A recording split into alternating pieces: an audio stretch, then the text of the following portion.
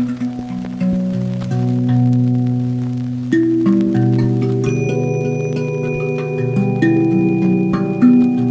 are gathered here because of our cultural pathology. We are basically a hunting tribe, and what happens to old people in hunting tribes is old people are left behind and they're treated as somewhat irrelevant.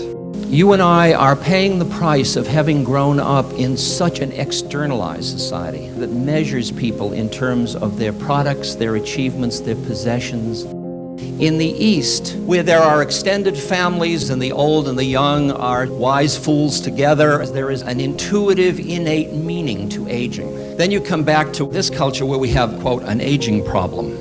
Most of us live almost totally surrounded by the projections of the human mind. Very rarely are we living so close to nature that we are experiencing in our blood and our being the cycles of cold and warm, of leaves falling, of death, of birth, of aging. And in that shielding, we've been afraid to look at the nature of aging and death.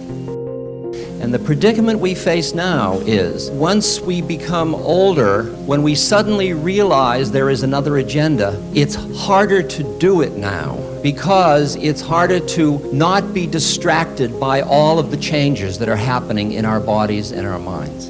In the East, you see the body as something you have incarnated into. It's like a spacesuit for working on this plane of reality. But you aren't the incarnation. You aren't what was born, so you aren't your body. And while you may be able to see the body as object, it's very hard to see the personality as object because you've identified with it for so long. You think that's who you are. But the hard one to hear is that thoughts and feelings are things and things change. And that your identification with your thoughts and feelings is another source of the cause of the suffering.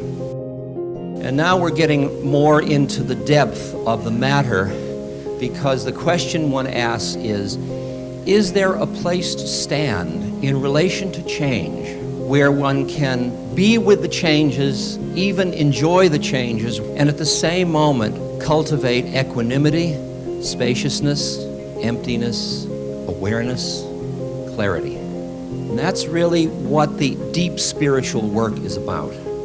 One of the traps that our mind is in is the trap of time, and aging has to do with time.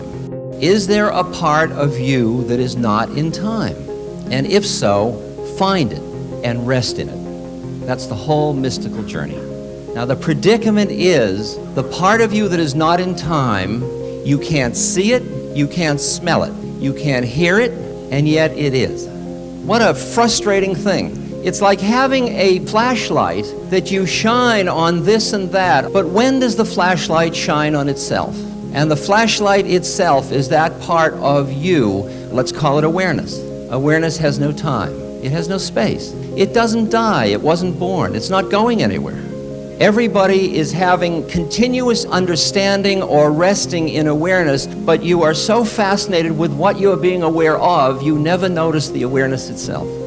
And when you know how to use aging to go behind time, then you begin to see that all of that stuff that's happening to you not only might not be bad, it might even be grace. And you begin to experience that the very stuff of aging becomes stuff to work with for your spiritual journey.